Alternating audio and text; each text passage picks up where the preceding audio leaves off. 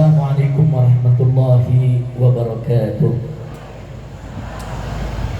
Bismillah walhamdulillah wassalatu wassalamu ala rasulillah wa ala alihi wa sahbihi wa mawalah. Amma ba'd, siyadatul habaib asyurafa wa sa'adatul ulama'il fudala wa fadilatul umara'il kurama wa jami'il hadirin wal hadirat al-ahibba'il a'izza rahimakumullah. Fi hadhihi al-munasabati as-sa'ida wa bimithli hadha al-ijtima' al-mubarak la ansa an usiyakum jami'an wa nafsi bi taqwallah wa bi ta'ati Rasulillah sallallahu alaihi wasallam. Wa nas'alullah subhanahu wa ta'ala an yahdiyana ila siratihil mustaqim wa yaj'alana minal muttaqin wa yudkhilana jannatahu jannatan na'im bihaqqi sayyidil mursalin walhamdulillahi rabbil alamin. Taqabbalallahu minna wa minkum fataqabbal ya karim. Ahiba'il kiram, acara demi acara dari semenjak sore tadi sudah sama kita ikuti satu acara yang luar biasa sampai malam hari ini. Acara ini begitu menggembirakan. Acara ini patut untuk kita syukuri dan harus kita apresiasi, dan kita berikan penghargaan kepada segenap panitia penyelenggara yang telah menggelar acara ini. Bagaimana tidak menggembirakan, dalam acara ini kumpul para habaib kita, para ulama kita, para umara kita. Para umaranya mulai dari Bapak Gubernurnya, wakilnya, Pak Wali Kotanya, wakilnya, begitu juga dari TNI, dari Polri-nya, semua hadir bersama kita. Mudah-mudahan kehadiran beliau-beliau bersama kita ini menjadi bukti kebersamaan kita, bukti persaudaraan kita, dan insya Allah menjadi motivasi bagi kita semua untuk selalu membangun kebersamaan dan membangun persaudaraan di antara kita, insya Allah. Dan hari ini luar biasa. Tadi kita sholat berjamaah, sholat isya diimami oleh Profesor Dr. Said Agil Munawwar, seorang hafizul Quran, saudara. Kemudian begitu kita sholat tarawih tadi diimami oleh Profesor Dr. Kiai Haji Abdus Somad. Luar biasa. Ulama-ulama kita yang tadi mengimami sholat kita, memimpin daripada acara ini. Mudah-mudahan dari semenjak tadi kita sholat maghrib, sholat isya, sholat tarawih, semua diterima oleh Allah subhanahu wa ta'ala. Dilipat gandakan ganjarannya dan bisa menjadi penyebab turunnya rahmat dan barakah.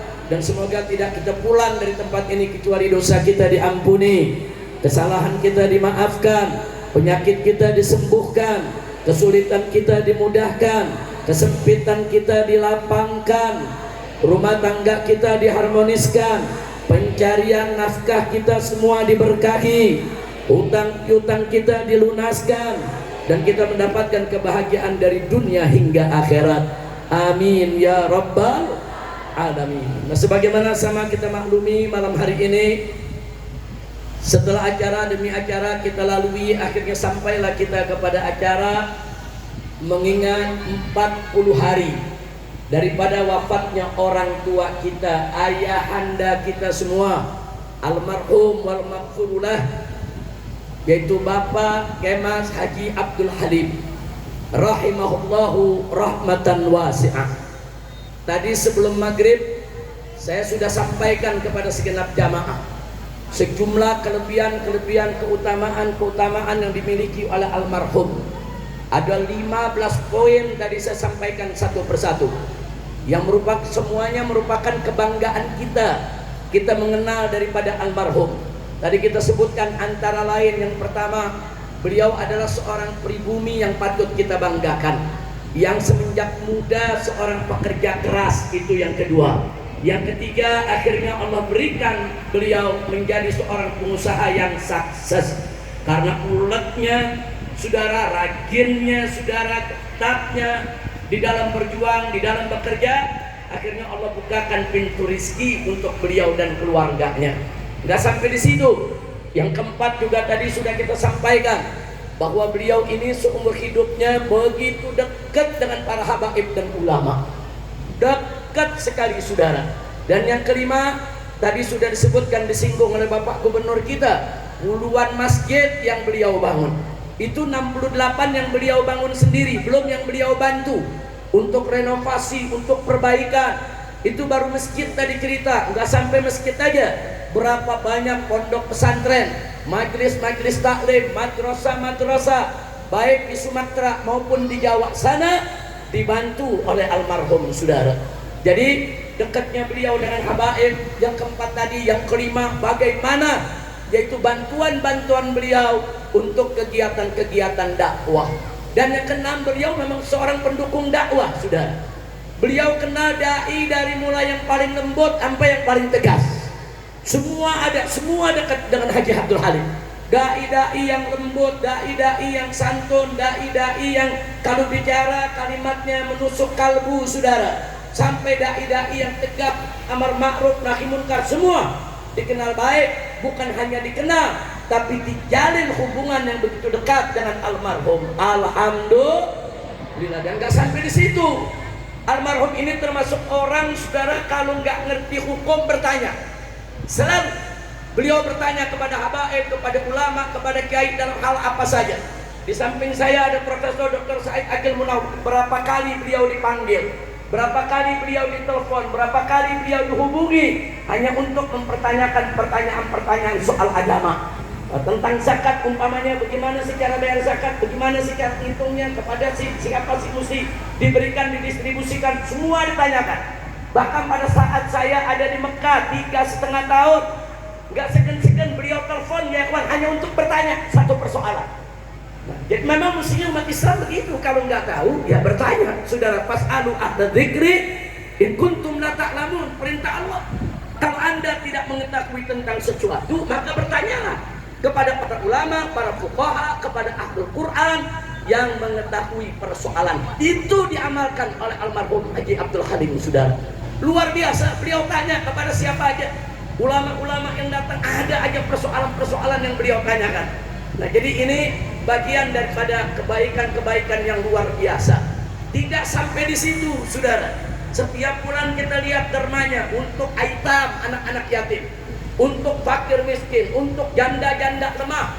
Saudara, nggak pernah berhenti, bagaikan air itu bantuan terus datang mengalir kepada mereka. Sudah, subhanallah, subhanallah, berapa banyak begitu beliau meninggal dunia orang kehilangan saudara, kehilangan tulang punggung, kehilangan yang selama ini mengulurkan tangan, kehilangan orang tua yang selalu membelai, mengayomi dan membantu mereka saudara.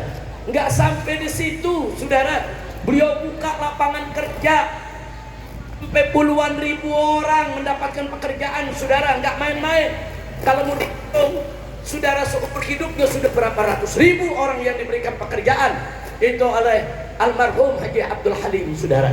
Beliau banyak bekerja, nggak banyak ngomong. Ada orang banyak janji menyediakan 10 juta lapangan kerja, tapi nggak pernah ada tuh lapangan. Janji saudara, dia akan lapangan kerja 15 juta, tapi satu lowongan nggak ketemu. Ada nggak yang begitu? Ada. Udah sama-sama tahu ya. Saudara almarhum Haji Abdul Halim nggak begitu saudara. Nggak banyak ngomong, nggak teriak, saya sediakan lapangan kerja, saya akan sediakan pekerjaan. Tidak. Beliau kerja nyata, buka pabrik, buka kebun, buka usaha, disediakan lapangan kerja untuk masyarakat. Alhamdulillah. Saya mau tanya, yang begitu bagus tidak? Bagus tidak? Takbir. Sallu ala Nabi.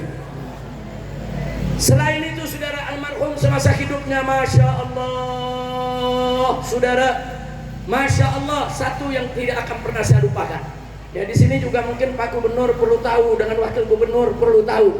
Salah satu kunci kesuksesan aksi 212 di Jakarta adalah almarhum Haji Abdul Halim saudara.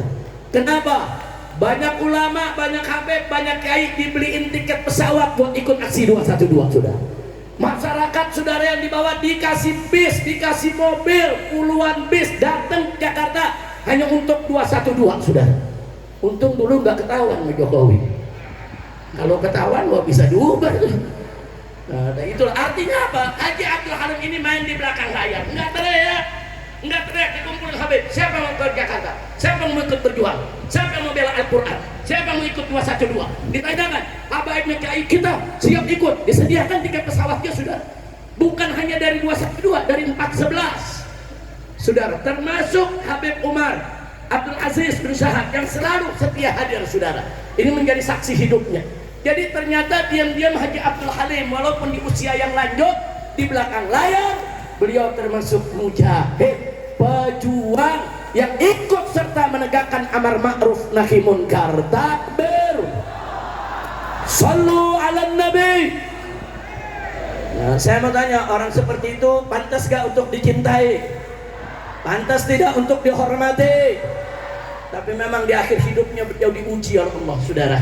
Ada yang iri, dengki, hasut, saudara, melakukan aneka ragam fitnah, saudara. Tapi tetap Allah selamatkan beliau. Allah panggil beliau kembali ke rahmat Allah Subhanahu wa ta'ala, tanpa ada orang-orang yang jahat yang mampu untuk memposisikannya di tempat yang tidak layak bagi beliau, saudara. Ya, Haji Abdul Halim memang bukan nabi maksum, Haji Abdul Halim memang bukan malaikat yang maksum, saudara. Tapi beliau begitu banyak kebaikannya, nggak pantas kita cerita kejelekannya, saudara. Ada kelompok-kelompok manusia seperti para sahabat Nabi, seperti tabi'in, mereka tidak maksum. Mereka semua juga ada salah, tapi nggak pantas kita cerita kesalahan sahabat, cerita kesalahan tabi'in, cerita kesalahan tabi'in. Kenapa? Begitu tinggi kedudukan mereka, begitu banyak kebaikan mereka, saudara. Nah, ini mestinya kita jadikan prinsip, saudara. Jangan orang punya kebaikan 10.000, satu kesalahan dibuang ke sampah.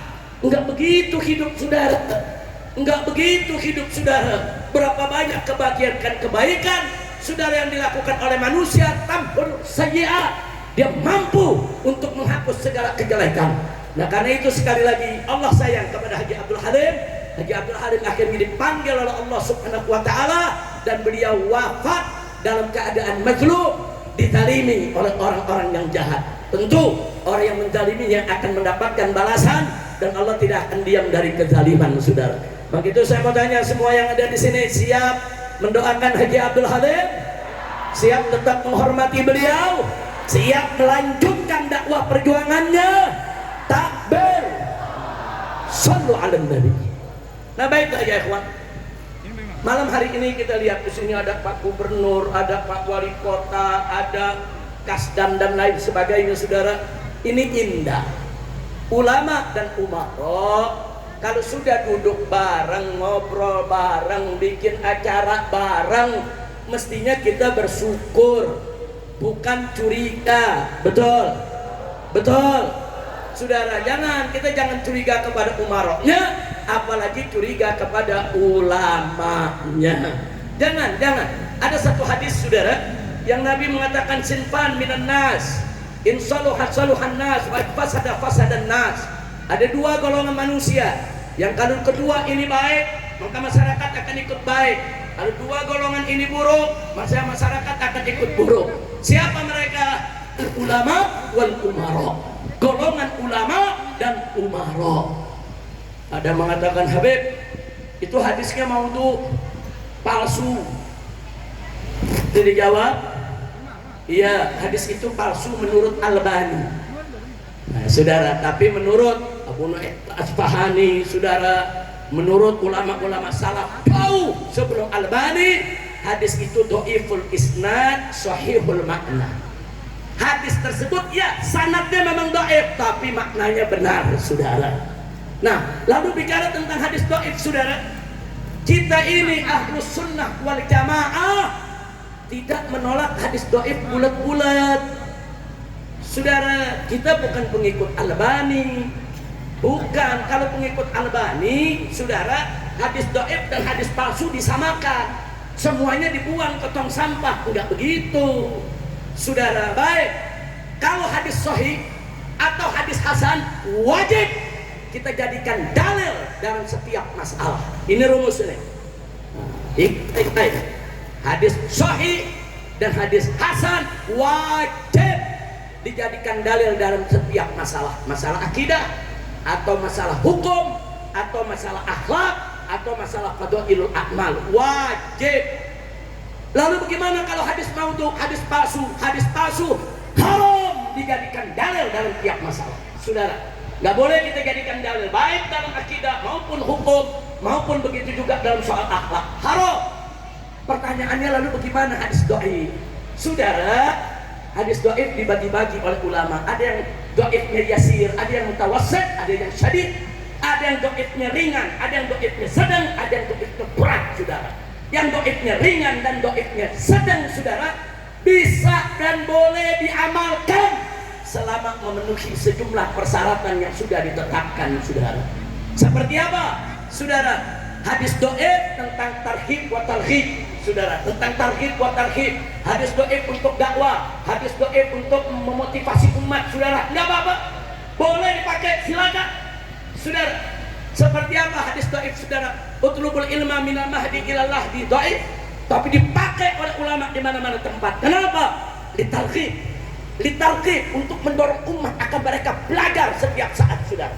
Boleh hadis dhaif selama tidak berat, selama dia tidak palsu, boleh untuk dijadikan dalil dalam hal-hal fadhailul a'mal, untuk dakwah, untuk taujih, untuk irsyad, untuk raqaiq, saudara, dan lain sebagainya. Termasuk hadis yang barusan kita bawa, dhaiful isnad, sahihul makna. Ya, ulama semua terima. Memang ada dua golongan manusia, kalau mereka baik, masyarakat akan ikut baik.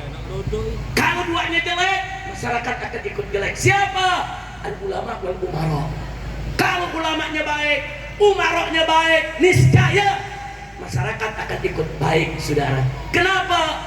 Karena ulama membimbing masyarakat ke arah kebenaran dan kebaikan dalam urusan agama, dan umara membimbing masyarakat dalam arah kebenaran dan kebaikan dalam urusan dunianya, saudara. Sehingga masyarakat niscaya akan baik. Tapi kalau sudah umaroknya jelek, ulamanya jelek, umaroknya jahat, ulamanya jahat, kesian, masyarakat akan tersesat, saudara. Na'udzubillah min dari itu. Saya mau tanya nih semua di sini, mau tidak ulamanya baik? Setuju tidak? Mau tidak umaroknya baik? Dukung tidak? Takbir. Maka itu kita ajak, saudara, kalau ulama dan umarok sudah berhubungan baik, kita dorong supaya dua-duanya tidak membuat satu keputusan kecuali yang baik-baik saja, insya Allah. Baik, sebelum saya akhiri, saudara, kemarin ada rombongan ulama diundang oleh presiden untuk buka bersama, bincang dengan presiden, diskusi soal Palestina dan lain-lainnya, saudara. Saya diundang, tapi saya tidak bisa hadir karena saya sedang sakit, kurang sehat. Tapi saya kirim, saya punya menantu, yaitu Habib Hanif Abdurrahman Al-Attas, saudara. Nah, kemudian setelah bertemu dengan presiden, saudara, menjelaskan soal Board of Peace, menjelaskan soal Palestina, menjelaskan soal keadaan negara dan lain sebagainya. Setelah itu ulama-ulama punya pandangan, ulama-ulama menilai. Ada yang kemudian mendukung, ada juga yang tetap tidak mendukung putusan tersebut. Ada yang sampai saat ini tetap mengkritisi. Nggak apa-apa, saudara. Yang penting presiden sudah mengundang ulama, undang kiai, yang diundang nggak main-main, saudara. Kiai-kiai sepuh, pimpinan pondok-pondok pesantren yang kodim, saudara, nggak main-main. Dari Lirboyo, dari Tepu Ireng, saudara, dari mana-mana ulama-ulama diundang, saudara. Bagus.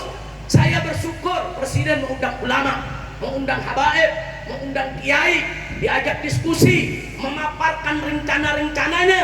Ulama mengkritisi, bagus. Memang mestinya begitu. Kalau perlu tiap bulan diskusi dengan ulama, betul? Takbir. Cuman kadang-kadang ada bocil-bocil kurang ajar. Kalau bocil ya, kalau bocil nih bahasa gen Z apa gen alpha nih? Kurang ajar, ulama langsung dimaki-maki, saudara. Apa yang bilang, ini ulama-ulama kalau udah masuk istana keluar, mereka jadi budak hawa nafsu. Mereka semua tersesat, mereka semua ngejilat. Inna lillahi wa inna ilaihi raji'un. Enggak boleh begitu sekutron. Ada lagi yang lebih kurang ajar. Apa dia bilang? Walaupun sejuta ulama sudah setuju kepada presiden, saya tetap tidak setuju. Kayak lebih hebat dari ulama dia. Enggak tanggung-tanggung, dia bilang sejuta ulama walaupun sudah sepakat tetap saya tolak. Ente siapa, Cil? Ente siapa? Kalau sudah sejuta ulama sepakat, itu bisa ijma itu, saudara. Ulama nggak mungkin sepakat dalam kesesatan. Satu dua ulama mungkin salah jalan, tapi semua ulama sepakat dalam maksiat, sepakat dalam sesat, mustahil. Enggak, ulama enggak bakal sepakat dalam kesesatan. Kalau ada kesesatan yang disodorkan oleh segelintir ulama, pasti ulama-ulama yang hak akan bicara, ulama-ulama yang hak akan mengkritisinya, saudara. Jadi jangan mukul rata. Ente siapa? Viral, saudara, di medsos. Walaupun sejuta ulama sepakat, saya tetap tidak setuju. Lu siapa? Bocil. Suruh ngaji dulu, nggak boleh begitu. Dia nggak setuju dengan pendapat ulama, silakan. Dia nggak mau ikut pendapat ulama, silakan. Tapi jangan terus menggeneralisir semua ulama, nggak benar. Nggak boleh juga langsung melepas diri. Sejuta ulama sepakat, saya tetap tidak setuju. Nah, kenapa ini saya sampaikan? Ini bahasa-bahasa begini bahaya. Karena banyak anak-anak kita sekarang ini, Pak, Bu, maaf ya. Nih Bapak Ibu, maaf. Dulu kami kalau belajar, termasuk Kiai Haji Abdus Somad, kita punya guru, kita punya syekh, kita punya dosen. Tapi sekarang ini anak-anak muda kita belajarnya sama syekh Google. Ada lagi syekh AI, ada lagi syekh Grok, ada lagi syekh apa lagi tuh? ChatGPT. Ya Allah, bukan nggak boleh buka AI, bukan nggak boleh memanfaatkan Google, bukan. Tapi kalau mau belajar agama, wajib ada syekh, wajib ada guru, wajib nuntut ilmu ke ulama. Kira-kira jelas tidak? Paham? Dirangkul koruptor atau dirangkul ulama? Giliran ulamanya mendekat, difitnah langsung. Astagfirullahaladzim. Jangan ya Pak. Percayalah, saudara, mayoritas ulama di kita punya negeri, alhamdulillah, masih di jalan lurus. Mereka nggak bisa dibeli. Kalau ada oknum-oknum satu dua yang bisa dibeli, itu oknum, saudara. Ulama-ulama kita di pondok-pondok pesantren, di majelis-majelis taklim, di mimbar-mimbar, di mana-mana tempat, alhamdulillah mereka masih lurus, masih tetap menegakkan amar ma'ruf nahi munkar. Insya Allah. Nah, Pak, tidak, kemarin ulama setelah bertemu presiden punya kesimpulan. Presiden berjanji, baiklah, kalau para ulama khawatir keterlibatan Indonesia itu di POP, di Lembaga Perdamaian Palestina, karena di sana ada Amerika dan Israel, kami akan pelajari dan kami akan lihat. Kalau memang nanti kami lihat, oh nggak ada manfaatnya, oh ternyata benar bahaya nih buat kami akan mundur. Paling tidak itu satu komitmen. Presiden udah sampaikan, kita lihat aja ke depan. Mudah-mudahan kita tidak terjebak dalam permainan Amerika dan Israel. Amin, amin ya Rabbal alamin. Saya mau tanya semua di sini, kalau ada yang bela Palestina, Cina, Rusia, yang komunis, tapi dia bela Palestina, dia memerdekakan Palestina, dia lawan itu Israel, dia lawan itu Amerika, saya akan dukung itu Rusia dan Cina, saudara. Takbir. Ini bukan persoalan madhab, saudara. Ini persoalan kemanusiaan, persoalan keadilan, persoalan kemerdekaan Al-Masjidil Aqsa yang sudah 76 tahun dijajah oleh Israel, dan Israel dipersenjatai oleh Amerika dan negara-negara Arab sekitar Palestina. Diam, bungkam, nggak berani untuk melawan dua kekuatan tersebut, saudara. Begitu sekarang ada saudara muslim kita dari Iran melawan, dukung. Kalau kita mendukung Iran bukan berarti kita Syiah, tidak. Kita tetap Ahlus Sunnah wal Jamaah. Kita Ahlus Sunnah, siap jaga Ahlus Sunnah, siap bela ahlu sunnah, siap mati dalam ahlu sunnah.